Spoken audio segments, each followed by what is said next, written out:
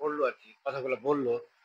তো মানে সত্যিকারের আর কি ইংলিশ মিডিয়ামের মেয়েরা যেমন বলে তার চাইতে ভালো বলেছে, তার চাইতে ভালো বলেছে। আর মাইকে বলাটা সহজ নয় কিন্তু। আমি মাইকে বলি না কোনোদিন, এখন বাধ্য হয়ে গেলাম বলতে। বলবো তোমাকে যে ওই মেয়েটা আর কি যে কথাটা বললো যে মা সম্পর্কে বলেছে, যে মা বাবাকে কিভাবে সম্মান করবে সেটা বলেছে। যে মাকে ৩ বার বলেছে, ৩ বার সম্মান পাবে মা, তারপরে বাবা। মানে তোমরা কত বড় সম্মানের জায়গাতে আছো জানছো? ৩ বার বা মায়ের সম্মান করবে তারপরে বাবা। তোমরা, আমি চাইবো যে তোমরা যে জায়গাতে এসছো, যে শিক্ষা প্রতিষ্ঠানে তোমরা পড়ছো, সেখানে তোমরা আদর্শ করবে। তোমাদেরকে দিয়েই আর কি তোমার দ্বারা সমাজটা পরিবর্তন হয়। অনেক জায়গাতে আমরা দেখি আর কি তোমার ধরো মা বাবা নামাজ পড়ে না, মেয়েগুলো আর কি তোমার বানাতে পড়ে, বিভিন্ন মাদ্রাসায় পড়ে। তো সেখানে কিন্তু তোমাদের দায়িত্ব হয়ে গেল বাবা মাকে তোমাকে এই নামাজের মধ্যে নিয়ে আসা। তোমরাই নিয়ে আসতে পারবে, কিন্তু মাওলানারা যতই বলুক হয়তো তাদের কথা ওদের কানে ঢুকবে না।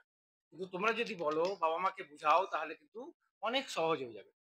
পরবর্তীতে তোমাদের পরিবার আর কি তোমার ধরো বিয়ে হয়ে গেলে তোমার শ্বশুর শাশুড়ি থেকে শুরু করে ছেলে মেয়ে, তারপরে তোমার ধরো আরো যারা আছে তাদেরকে তোমরা, তোমরা যেহেতু আর কি শিখে গেছো এই মাদ্রাসা থেকে, অনেকগুলা নিয়ম কানুন সব শিখে গেছো, সেগুলোকে শিক্ষাদান করা এটা কিন্তু তোমাদের একদম ফরজ হয়ে যাবে। নাকি বলেন সমস্যায়? তোমরাই কিন্তু চেঞ্জ করতে পারবে, বাবারা করতে পারবে না। আমরা বাড়ি থেকে আর কি তোমার এখানে ৩০০ কিলোমিটার দূরে আমরা এখানে কাজ করতে এসেছি। বাড়িতে কি হচ্ছে সেটা তো একমাত্র মায়েরাই করছে। ছেলেদেরকে মানুষ করা থেকে শুরু করলে সবকিছু। আমার নিজের কথাই বলি, আমার ছেলে মেয়ে দুটোকে পড়াশোনার দায়িত্ব, সম্পূর্ণ দায়িত্ব ওর মায়ের। আমি মিশনে গেলে, কোনোদিন দেখা করতে গেলে আমার ছেলে বলে যে তুমি যদি না আসো তাহলে খুব একটা টেনশন হয় না আমার, কিন্তু যদি মা না আসে তাহলে ১ মাসের মধ্যে যেতেই হবে আর কি ছেলের। মায়ের কাছ থেকে চার্জ পেয়ে যায়, একটা আলাদা চার্জ, মানে ব্যাটারি চার্জ যেমন হয় না, সেরকম মায়ের কাছ থেকে একটা চার্জ পেয়ে যায় ছেলেরা, ছেলে মেয়েরা সবাই। তো আমি চাইবো যে তোমরা এখান থেকে পড়াশোনা করার পরে উত্তমভাবে আর কি তোমার ধরো পড়াশোনা করবে, এবং পরবর্তীতে এই পড়াশোনাটার ফল যেন সমাজ পায়। তুমি পড়াশোনা করলে তার ফল যদি সমাজ না পায়, তাহলে কিন্তু তোমার পড়াশোনাটার মানে তোমার গুরুত্ব কমে গেল। তুমি নিজেই শুধু ভালো হলে, কিন্তু তোমাকে শুধু নিজে ভালো না হয়ে সমাজকে পরিবর্তন করতে হবে, এটা সংকল্প নিতে হবে তোমাদের। বুঝতে পারলা? আমাদের গ্রাম অঞ্চলে যেসব আমরা দেখি আর কি, তাতে দেখা যায় যে তোমার ধরো কটা মেয়ে তোমরা এখানে পড়াশোনা করতে এসছো? বেশিরভাগই তো তোমার ইয়ে বেঙ্গলি মিডিয়ামের সব ছাত্রছাত্রীরা পড়াশোনা করে।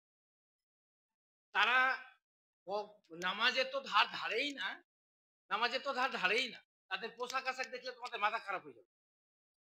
তাদের পোশাক আশাক দেখলে মাথা খারাপ হয়ে যাবে। তো তোমরা মাশাআল্লাহ, তোমরা ধরো এই যে এই পরিবেশের মধ্যে, একটা ইসলামী পরিবেশের মধ্যে তোমরা যে মানুষ হচ্ছ, এটা তোমাদের ভাগ্য কিন্তু। এটা তোমাদের সৌভাগ্য যে তোমরা এই পরিবেশে পড়াশোনা করতে এসছো। স্কুলে যাওনি, স্কুলে তো পড়াশোনা হচ্ছে, তাই না? কিন্তু সেখানকার শিক্ষা ব্যবস্থা একটু আলাদা, একটু আলাদা মানে কি অনেক আলাদা। ছেলেমেয়েরা একসঙ্গে ক্লাস করে। আপনাদের এদিকে করে? করে না বোধহয়। ছেলেমেয়েরা একসঙ্গে ক্লাস করে। মানে তোমার পর্দার তো সেরকম কোনো বাড়াই নেই। মাশাআল্লাহ, তোমরা যে পড়া মানে পর্দার সঙ্গে তোমরা এখানে পড়াশোনা করার যে সুযোগ পেয়েছো, সেই সুযোগটাকে সঠিকভাবে কাজে লাগাও। আর তোমাদের জন্য দোয়া করব, আল্লাহ যেন তোমাদেরকে যে উদ্দেশ্য নিয়ে আরকি এখানে পড়াশোনা করতে এসছো, সেই উদ্দেশ্যটা যেন পূরণ হয়। আসসালামু আলাইকুম ওয়া রাহমাতুল্লাহ।